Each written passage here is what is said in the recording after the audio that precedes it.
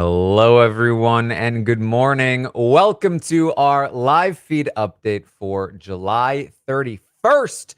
I'm your host, Taran Armstrong, and I'm here today to update you on everything that happened yesterday on the Big Brother 26 live feeds. It was day 15 in the house, and there was some uh, making fun of Lisa. There was some more making fun of Lisa. There was some more making fun of Lisa. And also, Kimo talking about some powers. So, plenty to talk about from yesterday. And with me to talk about it all is Cory. How you doing, Cory? I'm doing amazing. I really enjoy the chemo leaking the power thing because he's doing much less leaking than Angela did, but it's having a much bigger impact. Yeah. Very, very big energy of like one person can say it a bunch of times and nobody believes them. And then if a different person says it once, it's like, oh, Oh yeah, it's crazy. If chemo said that Quinn had 9 votes, I think Tucker would believe it. probably. Well, let's quickly reset what we have here. Of course, Chelsea is the HOH. She nominated Angela, Kenney, and Lisa, but Kenney won the veto. He used the veto on himself, and so Chelsea replaced him with Tucker, who had volunteered for the block. Um, Kenney has since once again said that he doesn't want to be there, looking to maybe leave, which, has been, well received by the house. They all love it. They love Kenney, and they love that he wants to leave. But Taryn, there's the qualifier. If I don't win HOH. If he does win HOH, he's back, Taryn, for another 2 days probably, and then he's gonna check out again. Yeah. Yeah, it's, he said, "If I don't win HOH, I wanna leave," which is wild, because, like, what's the difference? I guess maybe he gets some photos? Taryn, you see how this plays out, right? Kenny wins HOH. He's Mm, super excited. He's gonna put up Quinn. He said he's gonna nominate 8 different people. yeah. And then he sits there, turns the keys, and the nominees are all his allies because Quinn took over as HOH, and he will walk out the front door in that moment. You're totally right. Brutal. The deep fake image of Kenny will show up in the hologram thing to nominate other people, and Kenny will be like, "All right, you know what? They got another one of me. They're good." I'm telling you, Kenny is the definition of suffering from success. He wants to leave the house so badly, but he can't stop winning competitions. His body just won't let him. It's pretty inspiring. Oh boy. So despite the fact that a lot of people were talking about trying to pull Kenny in, and we'll even talk about some of that today, it's very much like, well, what do we even really do with him at this point? Uh, so I guess that question will remain into next week, and I guarantee you he is probably going to be on the block at some point, and then maybe even win another competition, and then we'll see where it goes from there. Uh, yeah. So as things stand right now, the vote is very much between Angela and Lisa. It briefly went on to Angela after she got into a confrontation with Quinn for being upset with him for talking about her saying a thing about T-Core. It got into a whole big mess, and the feeds were down for all of it.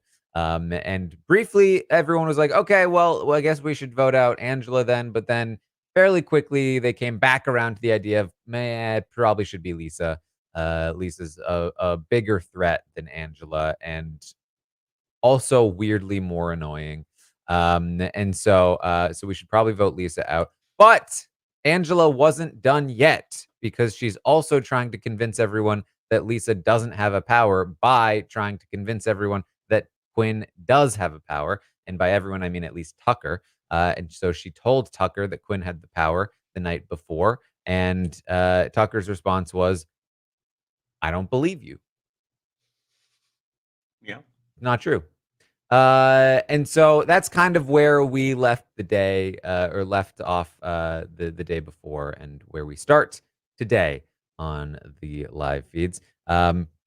Something else that's been brewing is this Visionaries Alliance that the core of which is Quinn, Kimo, and Tikor. They've been the trio that has really been pushing the strategy this week for the most part, and trying to build something out. And they were talking with Rubina and trying to get her on board, and she seemed to be on board. And so then the other people that they're thinking about pulling in are like Tucker, and maybe Brooklyn, maybe not Brooklyn. Maybe they talk to Kenney, maybe they don't talk to Kenney. There's a few different options, but the primary people being added to the trio right now are Rubina and Tucker, and we get some more movement in that on that front in the morning here on day 15. Yeah, we're all wondering who's going to be the one to actually put this together. And I think most people figured Quinn. Quinn seems like the most active player, but Quinn is also the person who's kind of happy playing the middle. I think Quinn's pretty satisfied with his position, even if he still is running around the house doing everything. But T-Core really like took the initiative this morning. And I was like certain later in the day, we're going to get all five, all six, maybe in a room, solidifying, picking a name. And instead, this is kind of all we got when it came to the alliance. But I'm really impressed by T-Core because my big concern with T-Core was when she has strategic conversations with other people, sometimes she doesn't give very much. She's a little bit more passive.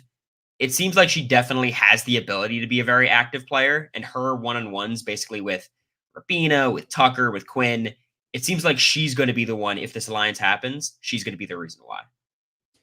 Yes, and there, I mean, good progress is made, but yes, you are correct that they're still not locking it in. There's still a lot of talk of like let's get through the week and then we'll lock it in next week. But by doing so, they're kind of leaving the door open to the wrong person winning HOH, and then they never lock it in because the wrong person is the HOH.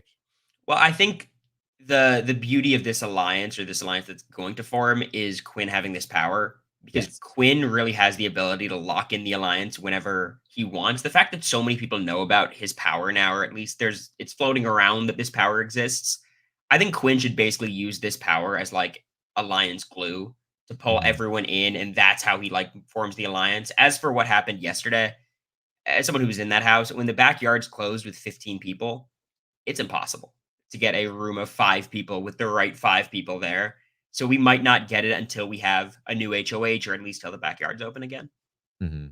Yeah, I think that's fair, and I agree about like I think that Quinn's whole thing about like keeping the power a secret has it just doesn't. I mean, to some degree, it makes sense, but I do think that telling a select few people does make sense. He obviously chose the wrong person in Angela. But I think that at this point, if you are trying to build something out, it does make sense to start to just tell people, especially now that like Angela's trying to out you, like you have to sort of cut and run at some point with the whole idea of keeping it a secret, I think. Yeah, but there is a real danger if you're Quinn, someone who does have like so many connections of you tell one person and not the other, and it gets back to Mhm. that other person, all of a sudden they know where you stand.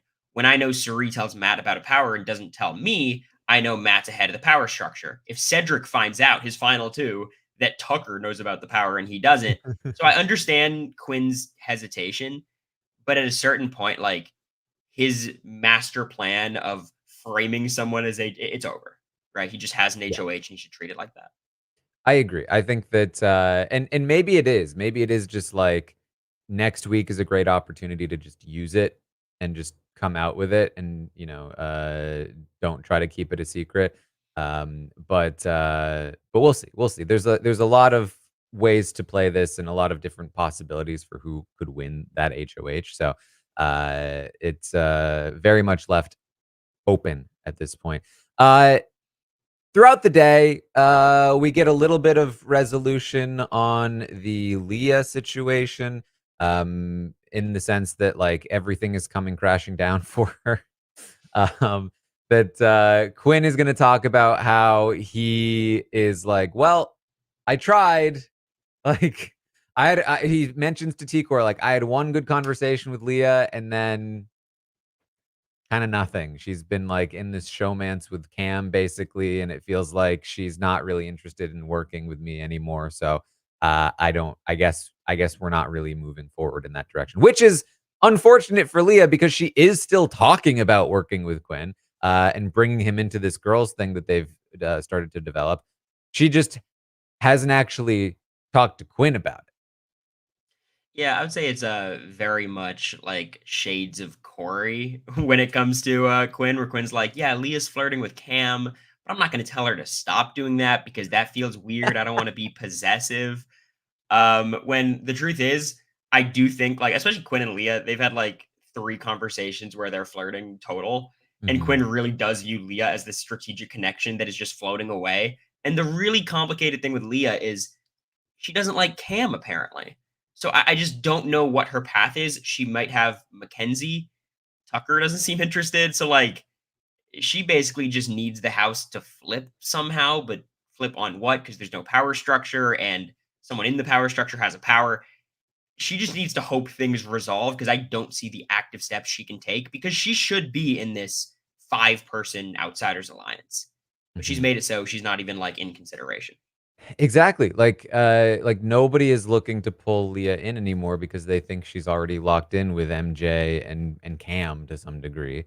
And that's kind of like a wild spot. And so and she has been mostly busy with just talking about her various romantic options in the house.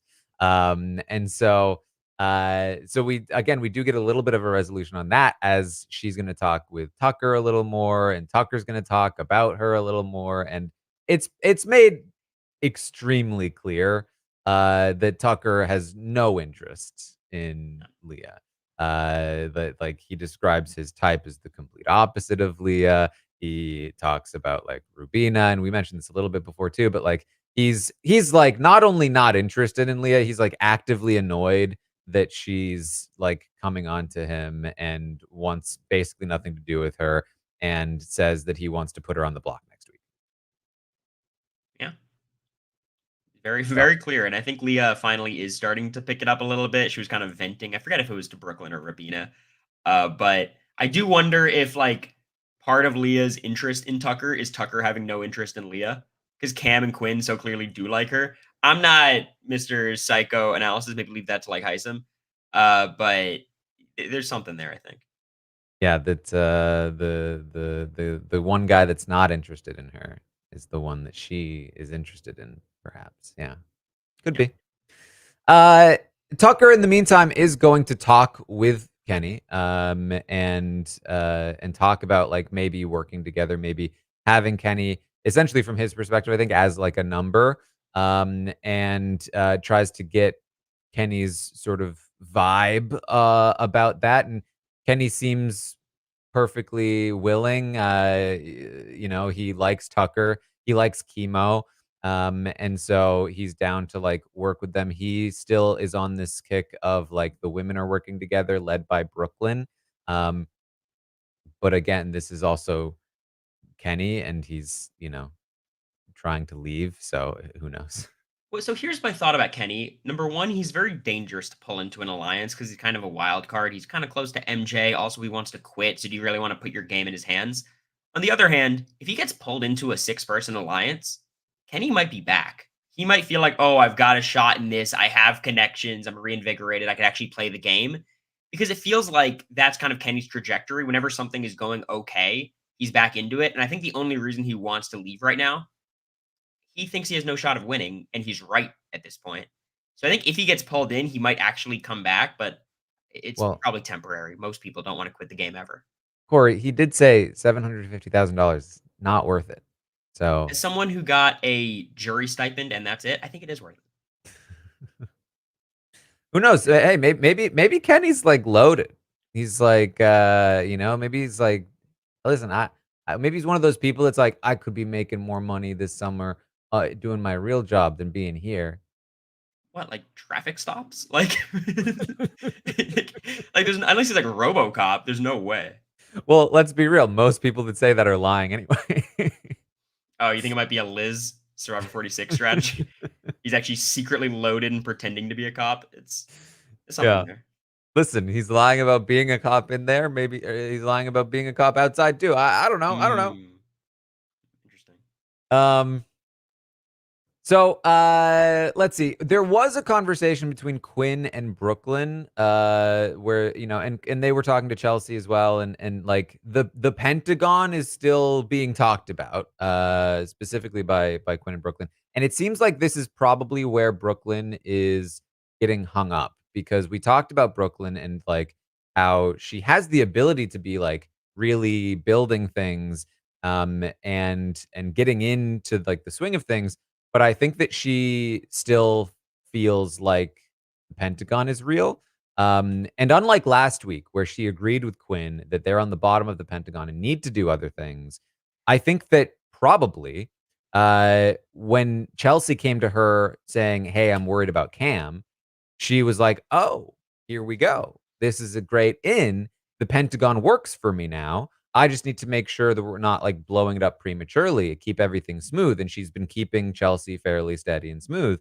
Um, and then she's also kind of like part of this women's thing that's being built mostly by like MJ's push to build something off of the barbershop. And so she probably feels like between the Pentagon and this women's thing, she's actually in a pretty good spot. The unfortunate reality is that Quinn is basically long gone from the Pentagon, and there's a much bigger thing being built elsewhere, and this women's thing is like barely real. And so I think that she is just kind of stuck in like the past essentially right now. Yeah, I mean, she's a very strong social player, but she has been quite passive, but it's been fine because she's been in a good position and the house has been relatively passive, at least in terms of big power structures and dynamics. But now that the house is taking a little bit more shape, her like passivity is really revealing itself to be a really bad thing for her. I feel like her game is not make or break at this point. No one's going to really target her. She still has a lot of time to recover. But if she's not pulled into this Chemo, T-Core, Quinn group, it makes it a lot harder for Brooklyn because all of a sudden she's probably the best player excluded from that, and people in that alliance, at least Quinn, are aware of it. So I do worry for Brooklyn. Like she needs to be in this alliance, and maybe that's through Robina, maybe it's through doing better in these convos with Quinn. But I'm very worried about her. Mhm. Yes. A huge part of the day is, as I said, just like people talking about Lisa and how annoyed they are of Lisa, and the various things that she has done throughout the season so far, throughout the day, the things that she says, the food that she makes.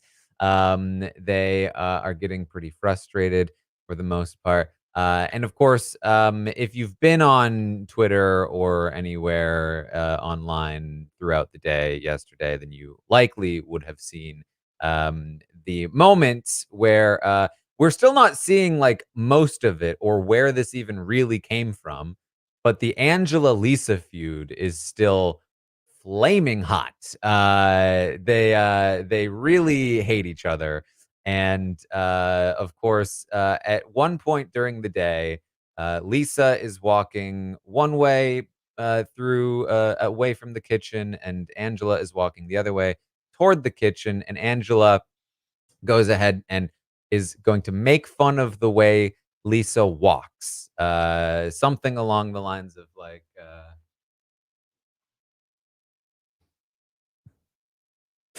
That if you're watching the video. And I mean, it was very funny to see Angela do this. I mean, the gifs are already going viral. Um, but Lisa obviously was not a fan. No, and I wouldn't be too. I would say like Lisa. There's a lot of quirks about Lisa that would frustrate me in the house. I don't think this specific house is doing a good job of dealing with them. I don't think her behavior warrants I guess, the words against her, Angela's behavior. Ultimately, Angela has her kind of like shit talking in such a funny package that I'm here for it. But I feel like if Angela was just a little bit less like personable, it would just be mean. And we probably are there anyways, It's but it yeah. I was mean, a great it's clip. it's pretty mean. Well, I don't know if I mean, but you saw like this. Yeah. It is like, yeah, I mean, I think to be somewhat fair, like it from our perspective at least, it did seem like Lisa is the one that really like started this by saying, "I don't want to be associated with you. You're bad for me, for my like career, both inside and outside of the house or whatever," which is like a wild thing to say to somebody. But Taryn, she was right. That's Like, what are you gonna also fair. say? There was also the big debate with Angela calling Lisa a TW vowel T, and there was a lot of discourse about which vowel was in that word.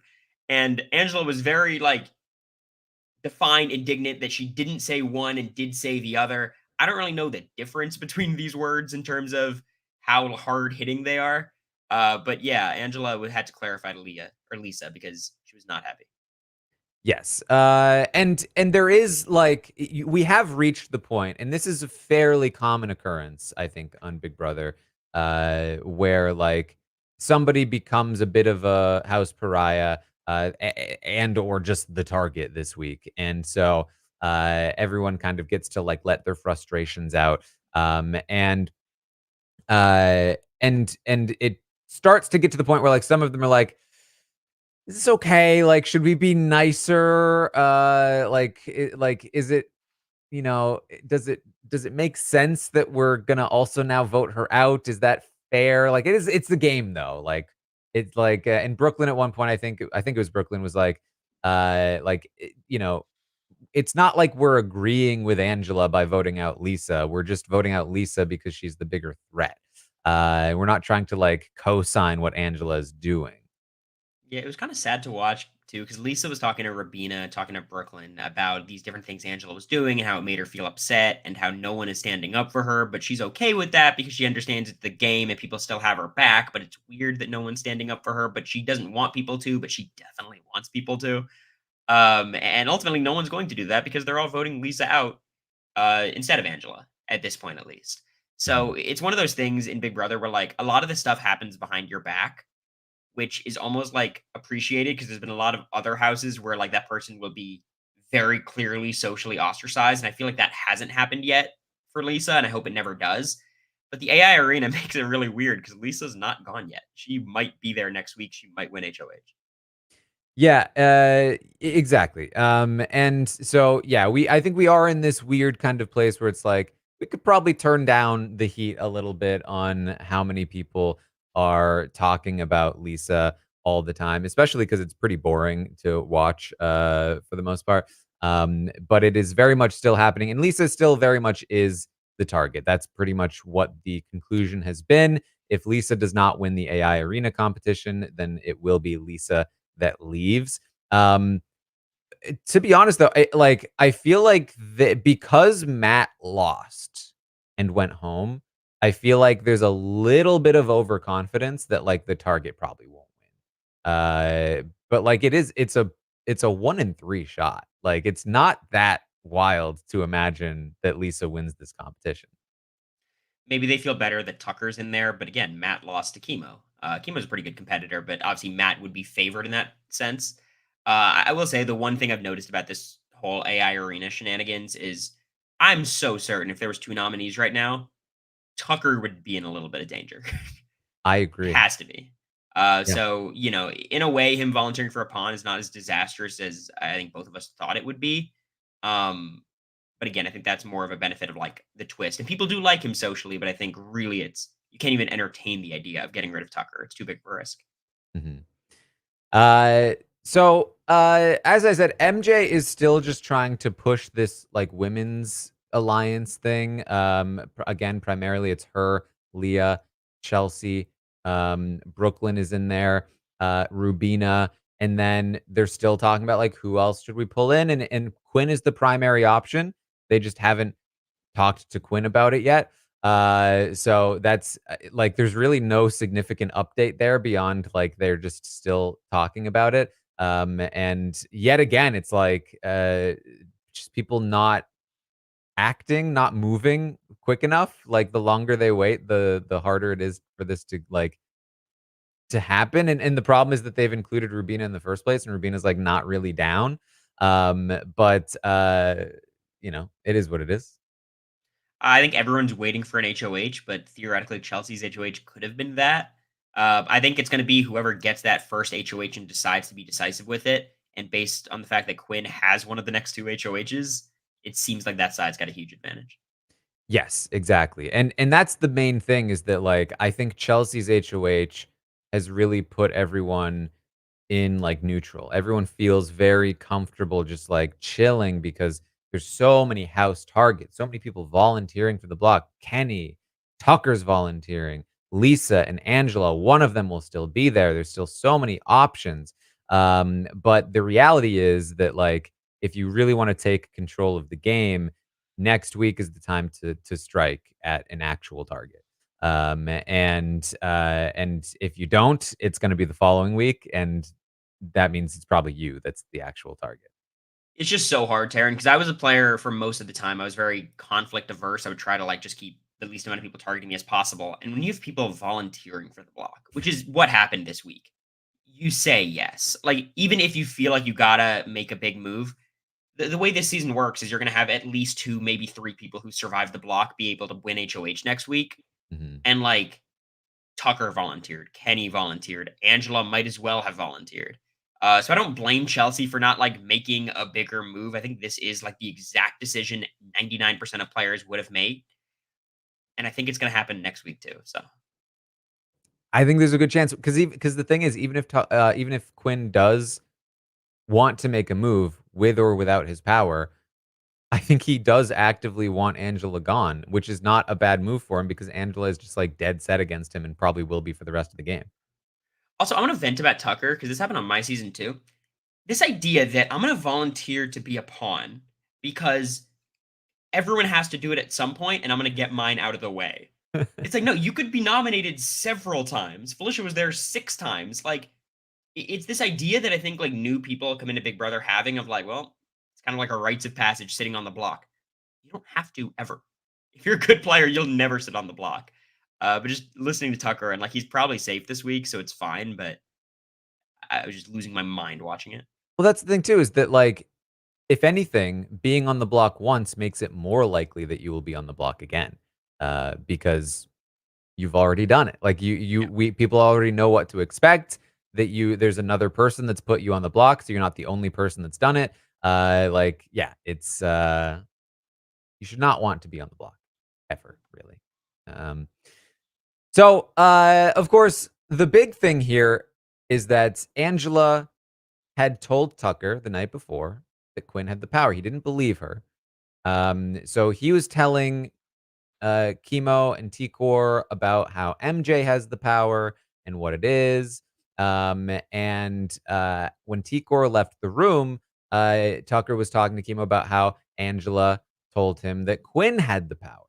And he was like, yeah, she was like, Quinn has the power. And it's like, I mean, Quinn could have the power.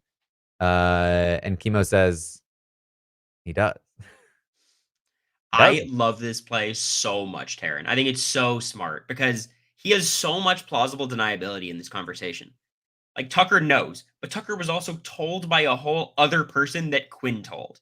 So even Mhm. if it gets back to Quinn that Kimo told Tucker, Kimo could be like, well, he already knew. I thought it was the best play. I told him to protect you, which is exactly what Kimo did. I think it pulls Tucker closer to Kimo. I don't think it's going to have a big impact on Kimo and Quinn's relationship. The only thing it hurts is it hurts Quinn's ability to like pull Tucker in more closely.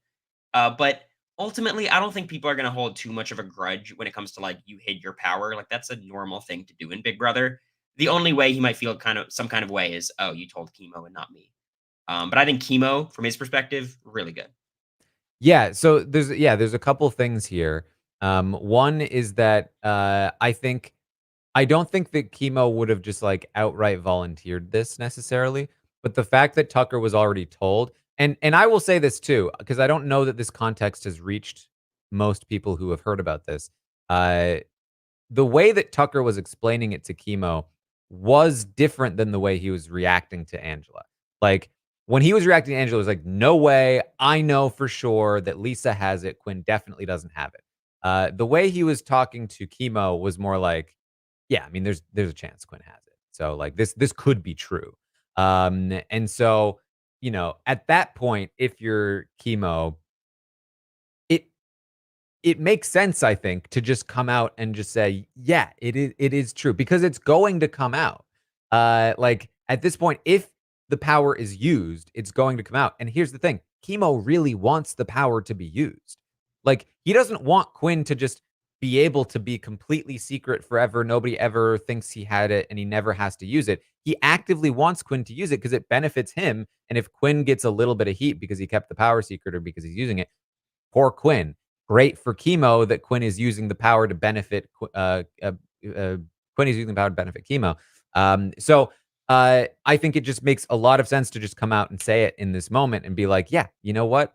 I'm not going to sit here and deny it, especially if, like, I've already had an experience where Quinn outed the Andersons in front of T-Core without consulting me. If Quinn eventually does tell Tucker, like, if Tucker goes to Quinn about this and Quinn admits it because he probably should, and he says, "I have only told one other person, it's Kimo, and I'm now sitting here denying it to you," then that's like a little bit of a thing in our relationship. So yeah, I think it makes a lot of sense, and I think the way that he does this makes a lot of sense as well. He says basically, yes, Quinn does have the power. It does what Angela says it does. And that's really good for us because Quinn is on our side. So we should be protecting him so that he can use this power to our benefit. And of course, Tucker is kind of like, so Lisa doesn't have the power. But Which he seems to honestly, agree with Chemo. I'm really glad he's opened his mind to the possibility because I still think tomorrow or today he might wake up thinking Lisa probably has the power though. I really think Chemo also can cover himself really easily here by just going to Quinn and being like, "Hey, Quinn, Tucker was grilling me about this power. Like, I think he knows, man. It's like a very classic Big Brother move, and I think Quinn would it's the truth as well, right? It's not like Chemo is necessarily lying about it. So I really don't see much blowback that can happen for Chemo. And all of a sudden, when you come to this like 5-person, 6-person alliance, I feel like Chemo and Quinn kind of have a final two. Chemo and Tucker are building this alliance. Obviously, there's Chemo and T-Core, Chemo and Rabi. It feels like Chemo is at the center of this whole alliance. And even the people who are not necessarily as pulled into him, he's pulling them in. He's pulling in Tucker. Maybe he has to work on whoever this last person is, but I think he's doing so, so well. Yes, I completely agree. It's like, we talked about this on the roundtable last night, but like T-Core has been a little more active in like reaching out right now, but it's almost like this is a very loose comparison, but like when Brett and Tyler were in level 6 and like Tyler was the guy that was like reaching out and working the other side for a while and Brett was the guy on the core, but then they swapped roles and Tyler started working on the core and Brett was the one working the other guys. Um, it's like T-Core right now is like working the outside. She's talking to the women. She's pulling in Rubina. She is talking to Tucker and getting him involved in the alliance. But Chemo right now is the one at the core. He's got the tight relationship with Quinn. He's locked in with T-Core. He's now pulling in Tucker more. And right now that's kind of I think the place to be in this particular house, and it's definitely interesting to see this dynamic. Yeah, and again, we can't like really stress enough how much this alliance doesn't exist yet. Yeah. like it will, I'm sure, but it really doesn't. And assuming it forms, I am so, so happy with this set of people because it's literally the opposite of forming your Onion Alliance on day 2 or 3. Like, all these people have very natural relationships and they have connections between the two. Tucker likes Rabina, T-Core and Chemo. Obviously, Quinn's good with everybody. Like, it's an alliance that actually makes sense. So I think there is some sort of like solidification that's likely. My question to you, Taryn, is like, they keep talking about this 6th spot. And I know they've tossed around Chelsea. I think that's a horrible idea. Mhm. Brooklyn, I think there's a benefit there, but do you really want to pull Brooklyn into another thing? I don't think I it's think smart. Joseph or Kenney are the only 2 options. Yeah, so they've talked about Joseph, but so the thing with Joseph is that, and you might notice that we're still not talking about Joseph in terms of what he's doing because he's just not really doing anything. Um, all he ever really does is talk about the collective because that's the last time anybody talked about an alliance with him. But in an unfortunate way for him, that's just counterproductive because everyone's like, Joseph is too locked in on the collective. He's not going to want to do something different. Like, and I think that's a bad read. I think that he is desperate for anything. But the fact that he's talking about the collective so much, people are like, well, he wouldn't want to betray the collective to join the Visionaries. Well, he's such a ham too. Like everyone's like, why would they pull in Joseph? He says he's a snake that they need to get out. I'm like, well, Yeah, he's our snake maybe in at the the final 8. Like he's not the most dangerous, like a garden snake, maybe. But I think like he's the person who they should bring in. He's kind of connected to some of these people, but more importantly, he has nobody. And I don't think he's the type to make a big move for the sake of making a big move. He's willing to betray you. It's not going to be soon. I agree. I think that like the thing for me is right now it doesn't matter if you pull Joseph in because you have a better relationship with Joseph than like the visionary side of the house is a much better relationship with Joseph than the, I guess, barbershop women's alliance, whatever they're going to call themselves, side of the house. Except for Chelsea, who does have a good relationship with Joseph. Um, but you generally have a better shot at that. But that's only until somebody just decides to pull him in, because he will take whatever deal is offered to him. So then it's like, well, but if we do pull him in, he's definitely a smart enough guy to recognize if he's on the bottom of something. So it would have to be, we have to be very careful about it. If we let him know like the full structure of things, he'll probably figure it out and might want to make a move happen. Like there's so many different ways that like pulling in this other member could fail. Like whether it's Brooklyn, she's too smart, right? If it's Chelsea, she's too smart and connected. If it's Joseph, he's too smart. If it's Kenney, he's trying to quit the game. He could do anything. So it's like all of the options are a little bit shaky in terms of like officially bringing somebody else in. I have a crazy option for the 5th, okay? And Quinn mentioned it to T Core yesterday. Quinn says, this might sound crazy, but I really want to work with Angela. And this is like I hate to keep harkening back to my season. It just feels so much like me and Felicia. Like no matter what Felicia would do, no matter what Angela does to Quinn, Quinn is still we can make it work. And maybe it's because Quinn is kind of beholden to Angela because of the power, but at this point that's over. Um it, it's weird. I feel like Quinn is the one person who's still somewhat open to working with Angela. You're not going to pull her into the real alliance or anything, but could she be someone's parachute? I don't know whose. But maybe Cory. it's crazy. It's just my I'm not theory. falling for your low budget movie. I know what you're trying to do with your fake alliance you're pitching to me. I'm telling you, people love old school Big Brother until it's me and Felicia yelling at each other in the kitchen, or it's Matt yelling at Angela. You know what I mean? Like sometimes you got to pick your battles, and I think Matt handled it very well. I would have done the exact same thing, probably left even quicker. Mhm. Yeah, I think the thing is that like right now, I think I think you just lock in your 5. I think you lock in Quinn, Kimo, T-Core, Rubina, Tucker. And you say, "This is our 5." That is good. Like Tucker likes that because he doesn't even want to go beyond 5 anyway. You lock that in now before the next HOH.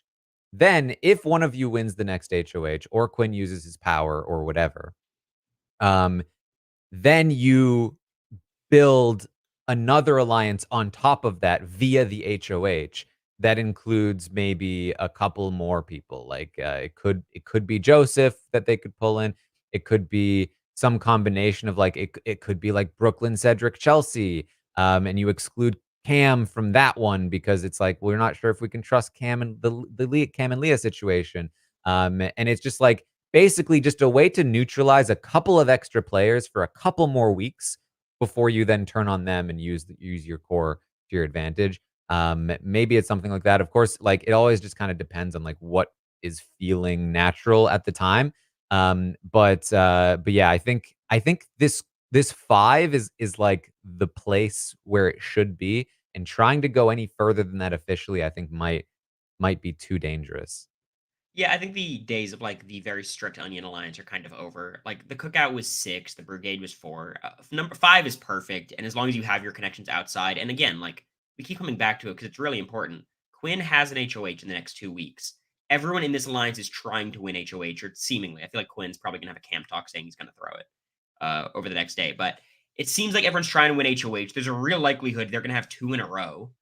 Mhm. In which case, this alliance, like, first of all, you'll have 5 out of 13 instead of 5 out of 15, just numbers wise. And also, you'll have 2 weeks to like solidify and own the HOH room where you can talk in there. The backyard will be open, which will give you more time. It feels like any outcome that would prevent this group from forming is negated by Quinn's power. So it's gonna form. It's just a matter of time. Yeah, I agree. So that's kind of where we're at here. I do think so. There's another conversation being had as well. That's like, okay, Chemo was pretty quick to throw out Quinn's power to Tucker. It's weird that he did that with Tucker, but still hasn't told T-Core. And so the obvious kind of answer to that is that like it's actually very possible that he has told T-Core and that we just haven't seen it because the feeds have been down a lot and we've missed a ton of stuff. So given that that like again that he did tell that Tucker already, you know, I think it's totally possible that T-Core knows, but we don't know at this point. Yeah, I could see if he didn't, just because again, like Tucker kind of approached Chemo with the idea that Yes. Quinn has the power, and I'm sure T-Core didn't do that. But ultimately, Chemo has again so much plausible deniability. Like, he can. I think like when you have two allies and you're not telling one ally the other ally's secret, you could play that off as loyalty, not like treachery to the ally you're not telling the secret. So I'm not worried about that, and I would fully expect the start of this day for Chemo to talk to Quinn about the power kind of being out there, and it'll get to T-Core, and everyone's gonna know in this alliance by like noon. Mhm. And yeah, and I do think that like ideally whether or not it's him that tells T-Core or Tucker that tells T-Core, like, you don't really want like, I think the one downside of Chemo telling Tucker is that it theoretically reveals that Quinn told Chemo, and that's bad for Quinn and Tucker's relationship, but it's also a little bit bad for Chemo and Tucker's relationship in that it exposes to Tucker that he's really tight with Quinn and that Quinn is really prioritizing him. Um, Granted, I don't think Tucker's really the player that's gonna be, like, Yeah. catching that. In the same way that, like, I don't know that Leah remembers that Quinn basically told her that he has a final 2 with Chemo. But it is, like, the Chemo-Quinn pairing is something I think to be concerned about a little bit, especially long term, because there are a lot of seeds out there about how close they are. And because Chemo is also very tightly publicly linked to T-Core, it could eventually start to become an issue where people are like, well, Chemo is very obviously at the center of this, as opposed to very quietly at the center of this. Yeah, I think this is like a moment where Big Brother fans have to recognize like the importance of personnel. Like Quinn doing what Quinn's doing would be torched on Big Brother 25. And I Mm, think Chemo doing what Chemo's doing on BB25 might get like caught in the fray. There's too much going on and he wouldn't be able to keep up.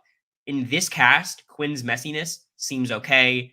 Chemo's more laid back, more passive style seems to be okay. And I think whether that's just them being themselves or them adapting to the house, um, Tucker is not going to catch these like social strategic nuances and act on them. I think it's going to be fine. yeah. All right. Anything else, Corey, that you wanted to bring up? Just the last thing. I don't know if you caught Chelsea's cam talk in the morning. Yeah. Did the Moonwater plan ever happen? The I don't think so. I mean, I know that like in terms of the spilled moon water, that was a big thing, but I don't think anything beyond that. Because she planned on making more Moonwater and then discovering it somewhere in the house and showing Lisa, "Look, I found it," which overcooking to the 10th degree. And then the other thing that I found really funny about Chelsea is Chelsea wanted to make it very clear to the audience how much she doesn't like Cam and doesn't have a crush on Cam. Yeah, And that's the part I saw. he's very attractive. He's really attractive. Nice teeth, wipes his cracks, washes his cracks, pardon. He's like, I'm so attracted to him, but he's stupid and he likes Leah. And why does he like Leah? A showman's is stupid and he is attractive, but I'm not interested. And the whole thing struck me as I think Chelsea might have a little bit of a crush on Cam. I don't think it'll amount to anything, but I thought it was a it's a very funny camp talk. Yes, no pun intended. That's it was, and like when she was annoyed about the Cam Leah thing, it was like, I think a lot of people were thinking like, is there something there? But like, you don't want to speculate too hard. There's plenty of reasons why this could be annoying to her. But yeah, hearing her talk about Cam and how he is very attractive and that but that she's not interested because of his personality and the whole Leah thing. It's like, okay, well, yeah, maybe there was something a little bit there. Maybe. Maybe a little bit. That's all I got. With that said though, like I think that is informative in terms of like if Cam does stick around and the Leah thing does go away, I don't think it's impossible that this relationship, not necessarily romantically, but like strategically gets rekindled. Because I think that this seems to have been the big hurdle with them strategically. And this is the main thing for Chelsea is that she needs Cam in the game. Like the reason Chelsea has been so like disadvantaged in the game this week is because her power base is scattered. And if she gets Cam back, all of a sudden Chelsea is like a pretty decent force in the game again because her pieces are now much more in place. I'm so desperately hoping for a Cam HOH. I think it's the most interesting outcome by far. Cedric would be interesting too, but making Quinn really have to make a hard decision about do I take this over? And if he does, it's going to be a very direct attack on the other side because, especially if Mhm. Lisa's gone, everyone knows where the power lies. They're going to have to figure it out, unless they think she went home with it, which, again, the power is going to be played, so they can't think that. A Cam HOH would be chaos. Pulling for it. All right. Well, that's what we have for you then today. Of course, I'll be back tomorrow morning, 11 a.m. Eastern, to update you on everything that happens today on the Big Brother 26 live feeds. I'll be live tonight on Twitch watching the episode with all of you. And then, of course, after the episode, we'll be live to recap it all. And then tomorrow night, eviction episode, AI arena competition. We'll see how it all goes down. Um, Today is the final day. If you want a Kellis plushie, a little kitten who's a robot, he's got little toes.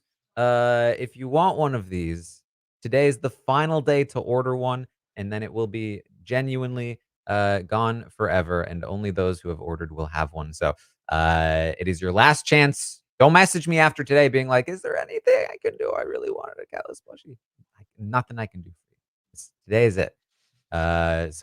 Check that out. Of course, we got the getaway coverage. We've got scripted show coverage. Cory, what do you got going on? Well, later today, I'm driving to Dollywood with Molly and my sister America, Gatlinburg. Might say hi to Red. Excited for that. I stream on Twitch, twitch.tv/Cory Wurtenberger. A lot of Big Brother stuff, basically every other day. Patreon.com/AmeriCory. We do a lot of things. I talk strategy about the game. America and I have our podcast. We have a Total Drama Island recap. A lot of fun stuff. So check that out. But yeah, I'm excited. I'm having a great time with the season so far. It's been a while since I've been like locked into Big Brother, and yeah, I remember why I liked it so much. Well, there you go. All right. Well, thank you all so much for joining us here today, and we will see all of you next time.